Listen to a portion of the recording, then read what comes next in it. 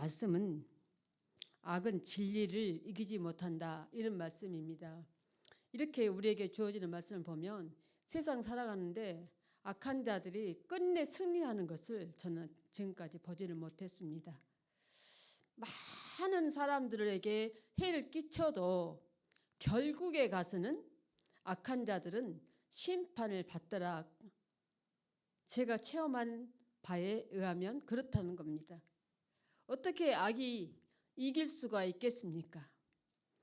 오늘도 이렇게 보여주는 이 말씀 보면 악은 결코 진리를, 팩트를, 진실을, 정직함을 이길 수가 없는 거죠.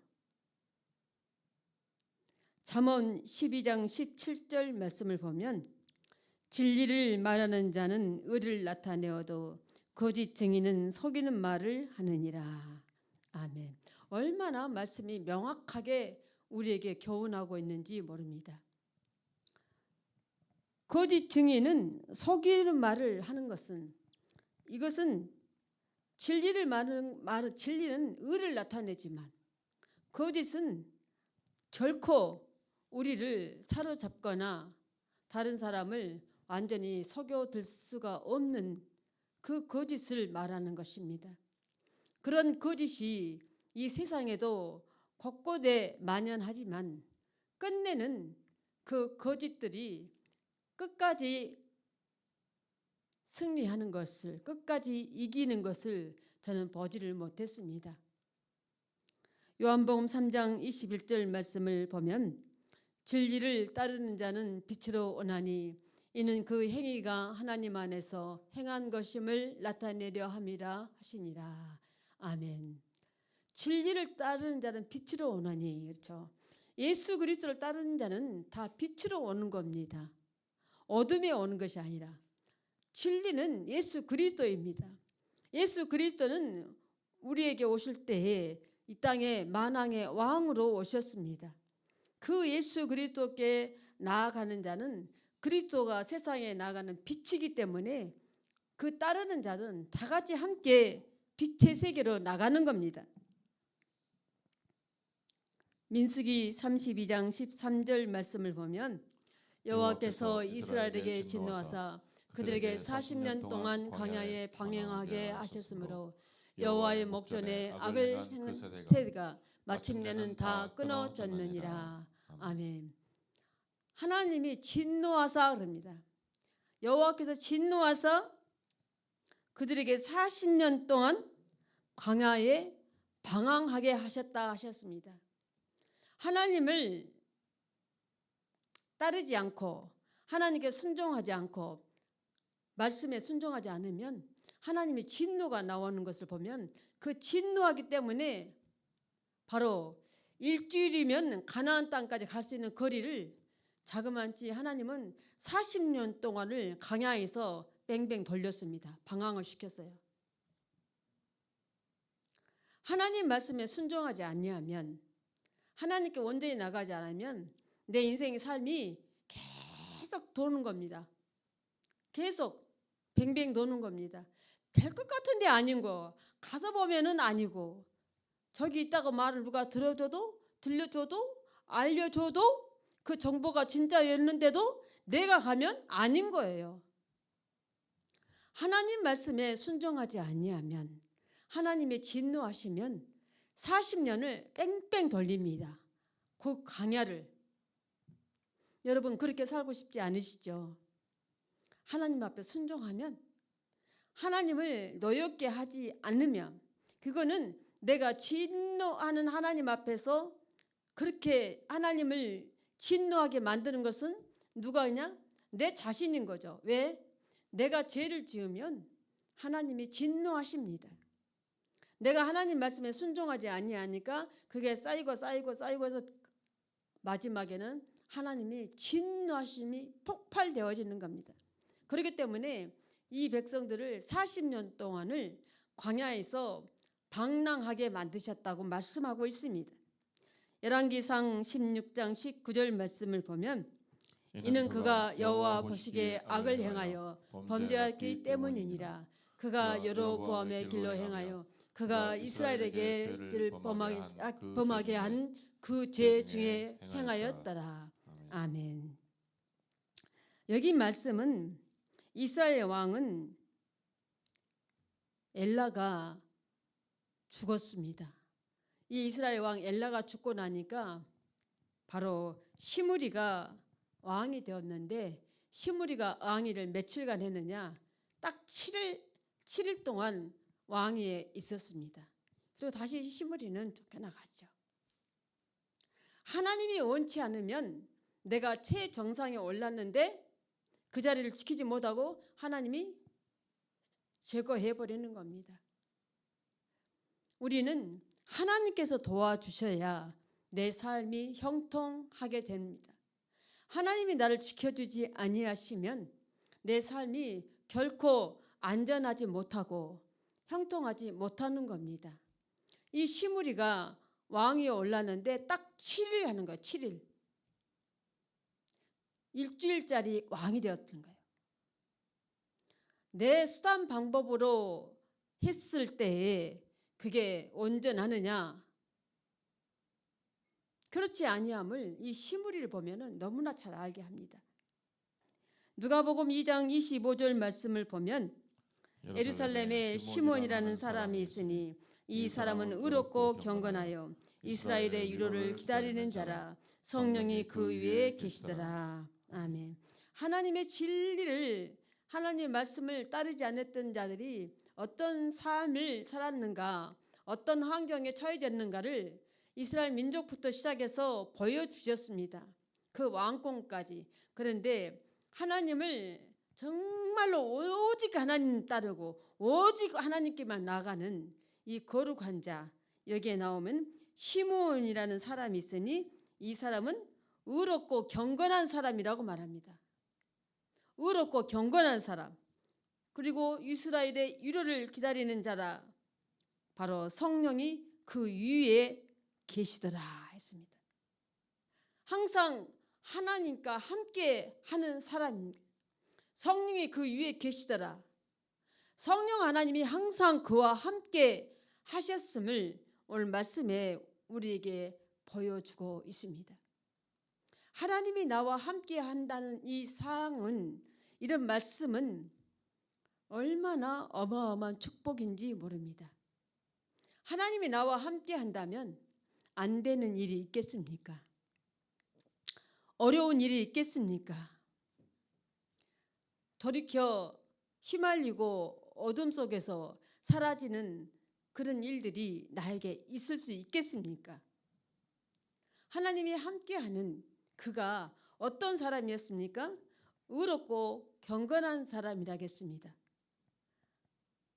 얼마나 그 믿음 안에 살아가는 그가 어떠한 사람이었는가를 확실하게 보여주는데, 누가복음 23장 51절 말씀을 봅니다. 그들의 결의와 행사에 찬성하지 아니한 자라. 그는 유대인의 동네 아리마대 사람이요 하나님의 나라를 기다리는 자라. 아멘. 오늘 마가복음 말씀하고 같은 내용입니다. 같은 내용인데 약간의 진술이 다르죠. 오늘 이 아리마대는 예수님의 제자인데도 항상 어떻게 했느냐면 많은 사람들 앞에, 예수님 앞에 드러내놓고 다가가지 못했던 사람입니다. 근데 이 사람은 부자였어요. 근데 이 아리마대는 대제사장들이 예수님을 죽이려고 모의하고 모략하고 계략을 꾸밀 때에 찬성하지 않았다고 말합니다. 그런 결의하는데, 그 행사한데 찬성하지 않았다고 말합니다. 이 아리마대 사람을, 오늘 그 사람을 누가복음에서 말씀하신 것은 하나님의 나라를 기다리는 자라고 말씀하고 있습니다. 하나님의 나라를 기다리는 자라. 얼마나 그 말 우리가 보면은 끝까지 나가면 마지막 절에 하나님의 나라를 기다리는 자라. 얼마나 그 정말 의롭고 깨끗하고 순결한 자임을 이 말씀 가운데 드러나죠. 그러면 오늘 본문에 마가복음 15장 43절 말씀에는 아리마대 사람 요셉이 와서 당돌이 빌라도에게 들어가 예수의 시체를 달라 하니 이 사람은 존경받는 공회원이요 하나님의 나라를 기다리는 자라. 아멘. 하나님의 나라를 기다리는 자 같이요 말씀이. 근데 이 아리마대 사람에 대해서 마가복음에서는 그가 어떻게 행동하고 살았는지를 보여주죠. 당돌하게 왔다는 겁니다. 누구에게? 빌라도에게. 아리마대 사람 요셉이 와서 당돌이 빌라도에게 들어가. 어떻게 보면은 조금 우리가 세상 살아가는 보면은 안하무인격으로 당돌한 것들 이런 처사들을 우리가 알 수 있죠. 그런데 아주 당당하게 들어와서 빌라도에게 예수님 시체를 달라고 요구를 하는 겁니다. 이런 사람은 이 아리마대 사람은 존경받는 공회원이라고 했습니다. 그러니까 이때에 이스라엘에서 여기서 유대 지방에서 이 상황에 빌라도가 다스리는 이 지방에서 아주 최고위원이죠. 요즘에 보면은 국민의힘도 최고위원이라고 세우고 더불어민주당도 최고위원이라고 세우죠. 각 당마다 대표가 있고 최고위원을 세우죠. 그런 것처럼 오늘 존경받는 공회원이라고 그랬죠. 누가 이 사람에게 함부로 할 수 없는 위치에 있는 사람이죠.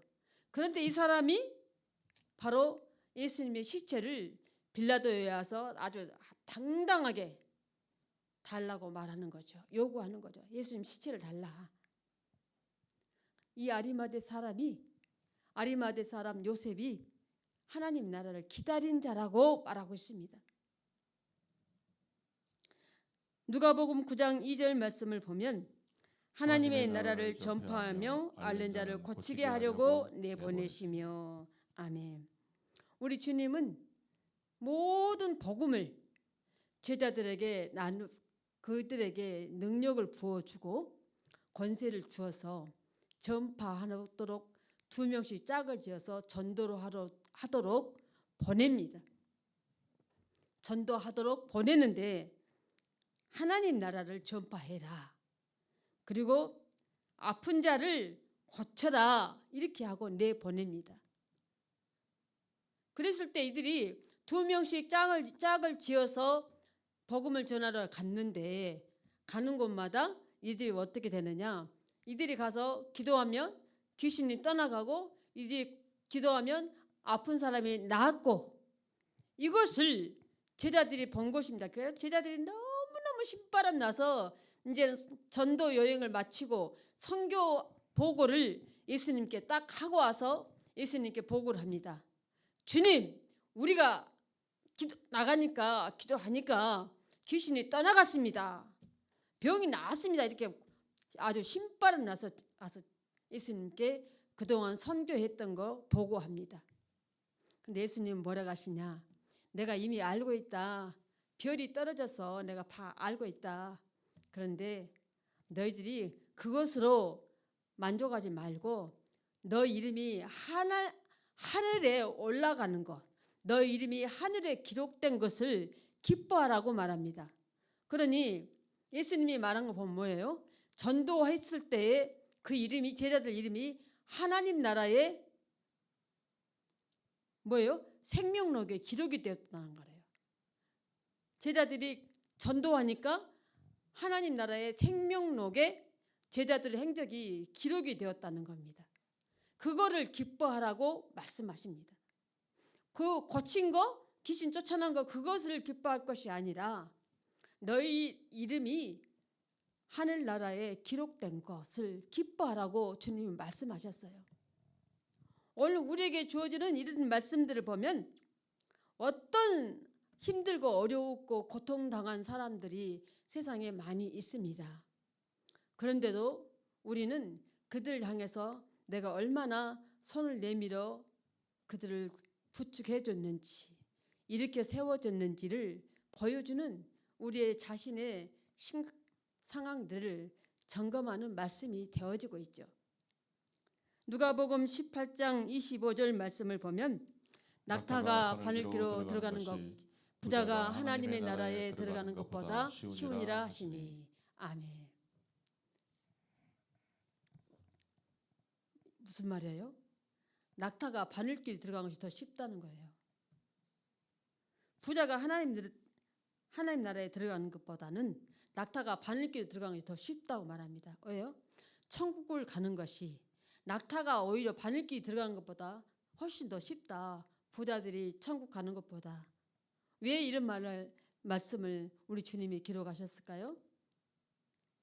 부자들은 왜요? 왜 천국 못 갑니까? 그들이 살면서 돈 때문에 돈을 가지고 물질 가지고 많은 사람들에게 눈물도 흘리게 했을 것이고 그들이 그 돈 때문에 그 물질 때문에 다른 사람을 위해서 쓰지는 하나도 않고 어려운 사람을 위해서는 하나도 쓰지 않고 정녕 하나님 나라를 위해서는 쓰지 않고 어떻게 해요? 자기만 위해서 썼다는 것입니다. 정말로 어려운 일이죠. 내가 가진 거 아깝죠. 나도 넉넉하지 않죠. 그런데도 우리 주님은 말씀하십니다. 부자가 하나님 나라에 들어가기 더 어렵다고 말씀합니다. 낙타가 바늘길 끼는 것이 훨씬 더 쉽다고 말씀합니다. 우리가 볼 때 도저히 불가능한 일이죠. 골로새서 4장 11절 말씀을 보면 유스도라 하는 예수도 너희에게 문안하느니라. 그들은 할례파이나 이들만은 하나님의 나라를 위하여 함께 역사하는 자들이니 이런 사람들이 나의 위로가 되었느니라. 아멘. 유스도라 하는 이 예수도 보면은 이 사람도 할례파예요. 할례파. 그런데 할례파 중에서 기독교로 개종한 사람인 거예요. 그래서 이 사람들이 하나님 나라를 위해서 함께 역사하는 자들이라고 말합니다. 할례파로 율법으로 그들이 머물러 있었으면 결코 하나님 나라를 그들의 입에서 벌릴 수가 없겠죠. 갈 수가 없으니까요. 우리가 살아가면서 저 사람은 정말로 안 될 것 같아. 저 사람은 정말로 하나님이 기뻐하지 않을 것 같아. 하지만 어떻게 해요? 예수님을 내 구주로 영접해서 믿기만 하면 가는 곳이 구원받은 곳이 바로 천국이지 않겠습니까? 오늘 이렇게 과거에 다른 믿음을 가졌던 사람도 돌아오니까 주님께로 돌아오니까 그가 어떻게 되어질 것인가를 말씀해 주고 있습니다. 마태복음 12장 28절은 그러나 내가 하나님의 성령을 힘입어 귀신을 쫓아내는 것이면 하나님의 나라가 이미 너희에게 임하였느니라. 아멘. 성령을 힘입어 귀신을 쫓아내면 하나님 나라가 너희에 임했다고 말씀합니다. 그렇다면 하나님 나라에는 성령으로 힘입은 성령의 기름 부음 받은 자들이 하나님 나라에 갔을 때에 하나님께서는 그들을 위해서 하나님 나라가 다 예비되어졌던 것을 말씀하고 있는 겁니다. 그렇게 주어질 때에 귀신에 바로 있는 모든 그 귀신들이 있는 모든 낱낱이 들어있던 것들이 하나님 나라에 갈 수 있느냐? 절대 갈 수가 없는 거죠. 하나님 나라는 구원받은 영혼들만 갈 수 있는 곳이 하나님 나라에 있기 때문입니다.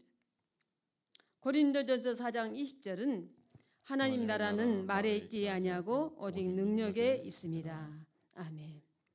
우리가 말을 막 아름다운 말을 하고 어떤 말을 해도 하나님 나라는 결국에는 성령의 힘입은 자들, 성령의 기름 부음 받은 자들, 구원받은 자들이 가는 곳이기 때문에 세상에서 방탕하게 희미하게 어렴풋이 이런 상황들이 통하는 나라가 아닌 거죠.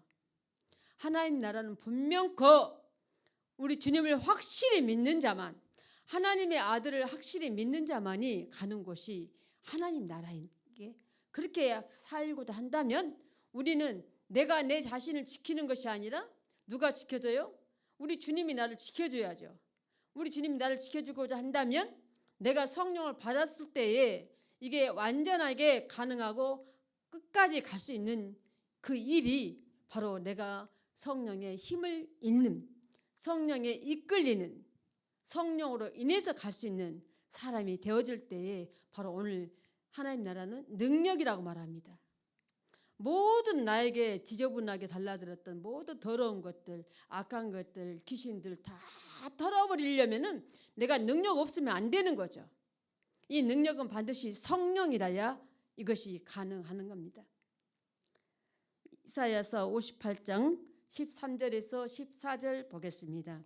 만일 안식일에 내 발을 금하여 내 성일에 오락을 행하지 아니하고 안식일을 일컬어 즐거운 날이라 여호와의 성일을 정기한 날이라 하며 이를 정기하게 여기고 내 길로 행하지 아니하며 내 오락을 구하지 아니하며 사사로운 말을 하지 아니하면 너희가 여호와 안에서 즐거움을 얻을 것이라. 내가 너를 땅의 높은 곳에 올리고 내 조상 야곱의 기업으로 기르리라. 여호와의 입의 말씀이니라. 아멘. 주일날 어떻게 하라고요? 거룩하게 보내라고요. 오락을 즐기고 안식일을 즐거운 날이라고 하지만 그 즐거운 날은 반드시 우리가 하나님의 말씀대로 지켰을 때에 즐거운 날이 되는 것입니다. 하나님의 날, 바로 주일은 존귀한 날이라고 말씀합니다. 존귀한 날이다. 그래서 이 주일날을 존귀하게 여기고 너가 하고 싶은 대로 하지 말라고 말씀합니다. 오락도 하지 말아라 이렇게 말씀합니다. 오락을 구하지 말라고 말씀합니다. 그리고 우리가 하는 말이 사사로운 말이라겠죠. 세상적인 삶의 속에 들어가는, 세상에 휩쓸려 들어가는 말, 그런 말을, 사사로운 말을 하지 아니하면 그랬어요.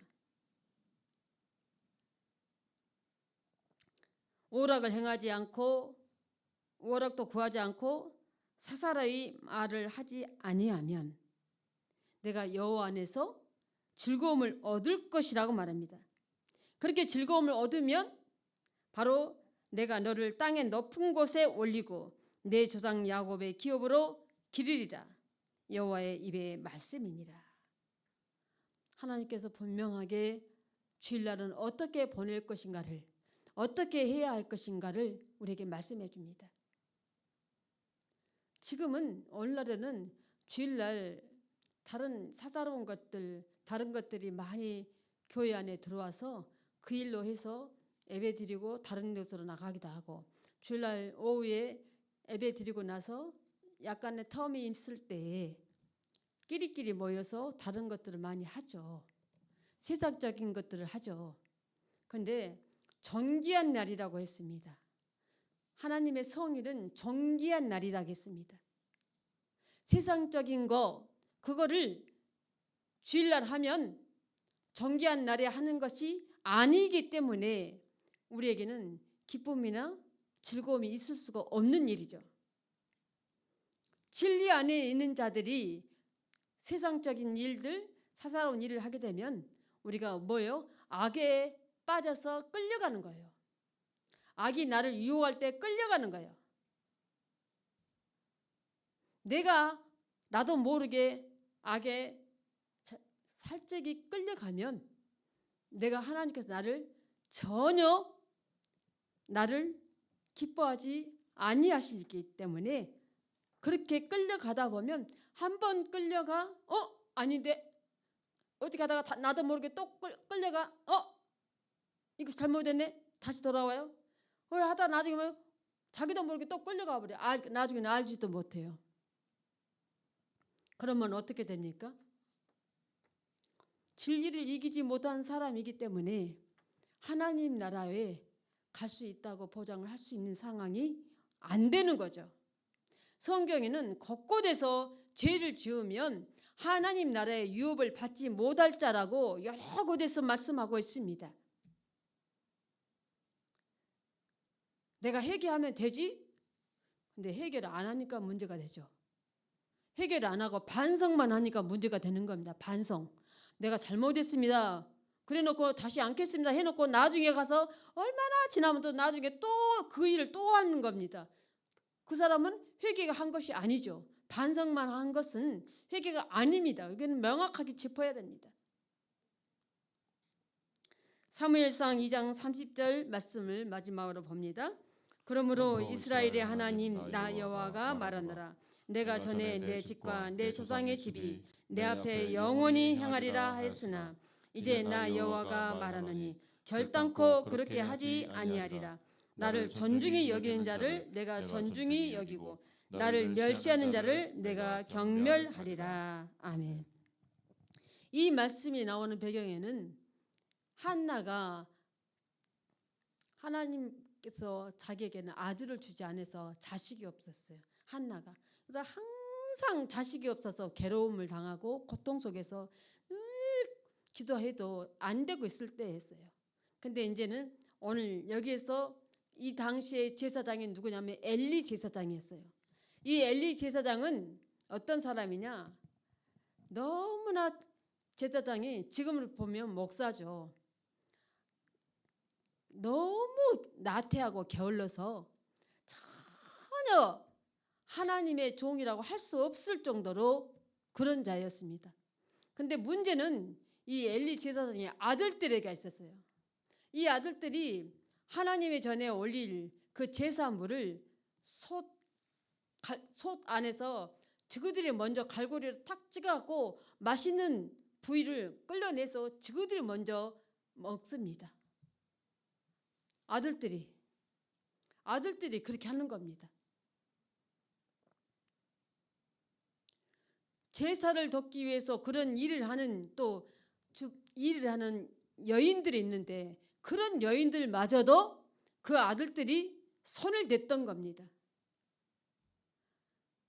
집단이 아니라 개인적으로 말을 들었을 때도 소문이 아니라 내가 직접 눈으로 보고 들었을 때도 자식 교육은 항상 정확하게 시켜야 함을 이 엘리 제사장을 보면 우리가 확실하게 보여줍니다.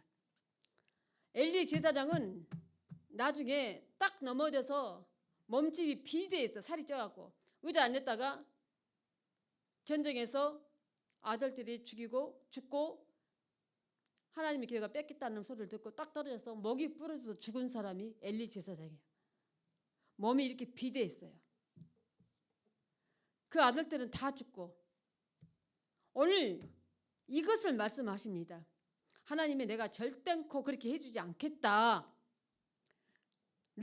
하나님께서는 너희 조상 집이 내가 영원하도록 해주겠다고 말씀하셨는데 하나님이 노하십니다. 나 여호와가 말하노니 결단코 그렇게 하지 않겠다고 말씀합니다. 나를 존중히 여기는 자를 내가 존중히 여기고 나를 경멸히 여기고 나를 멸시하는 자를 내가 경멸한다고 말씀합니다. 엘리 제사장 가문이 아주 하나님의 진노로 멸망되어질 것을 말씀하고 있는 부분입니다. 한나가 제단에 올라가서 기도하는데 막 기도하니까 엘리 제사장이 와서 뭐라 하냐면은 한나에게 막 호통을 좀 뭐라 합니다. 어떻게 술을 먹고 와서 하나님 전에 와서 내가 이렇게 제사 지낼 때 여기서 그렇게 하고 있냐, 술을 마시고 왔냐. 그러니까 한나가 뭐라 하냐면은 내가 술을 먹은 것이 아니라 내 마음이 갈급하고 답답해서 내가 하나님께 지금 기도하고 있는 것이라고 말합니다. 엘리 제사장 눈에 와서 기도하는 성도가 술을 먹었는지 먹고 중얼거리는 소리인지 기도하는 소리인지를 분간을 못한 거예요. 그런 사람을 하나님이 계속해서 하나님의 종으로 쓰겠느냐? 하나님이 결단코 그렇게 하지 않겠다고 말씀하십니다. 자식 교육을 확실하게 분명하게 시켜야 하는을 이 엘리 제사장 보면 알 수 있어요. 엘리 제사장이 자식들에게 아들들에게 그렇게 하지 말라고 말 한 번 했습니다. 그런데 소용없어요. 계속해요. 그러면 어떻게 돼요? 또 하면은 아주 가감하게 엄중하게 그렇게 하나님의 제사에 올리는, 하나님께서 제사에 올리는 그 예물을 손 못 대게 했어야 되는데 아들들을 그대로 둔 거예요. 한 번 말하고. 이 가문이 전체가 다 완전하게 멸망을 당합니다. 우리는 악에 지지 않고, 요즘에는 악들이 우리도 모르게 처음에는 다들 유혹을 하죠. 유혹을. 내 자녀들이 그렇게 되지 않도록 항상 우리는 자녀를 위해서 기도해야 할 일이 바로 이런 것 때문입니다. 세상에 들어가서 유혹당하지 않고 죄짓지 않도록 바르게 살아가는 것. 요즘엔 너무나 어린아이들이 못된 행동을 많이 하죠. 학교에서 정말 못된 행동을 많이 하는데 그렇게 하면은 학부모가 쫓아와서 담임교사 먹살 잡고 담임 먹살 막 여자 같으면 머리치를 잡아 뜯고 뺨을 치고 우리치고 난리가 나죠. 그러면서 막 고소를 하고 난리죠. 그 문제아가 부모가 문제 부모죠. 문제 부모가 있기 때문에 문제 애가 있는 것 아니겠습니까? 절대로 부모가 문제 부모기 때문에 문제 자식이 나온 겁니다. 자식의 똘곳으로 딱 하나 나왔는데 그것이 문제가 아닌 거예요. 부모가 삶이 그러니까 자식의 삶이 그렇게 되었던 거예요. 우리의 삶은 세상이 아무리 AI를 말을 하고 AI로 이 세상을 번창해도 우리는 우리의 인격과 내 자신의 올바르게 곧고 올바르게 나갈 길을 분명히 자식에게 그 유산을 물려줘야 합니다. 그 믿음의 유산이 재산을 10억을 주고 100억을 준 것보다도 이 믿음의 유산 준 것이 더더욱 더 많은 유산이 되어지는 겁니다. 우리의 삶이 그렇게 되기를 주의 이름으로 축복합니다.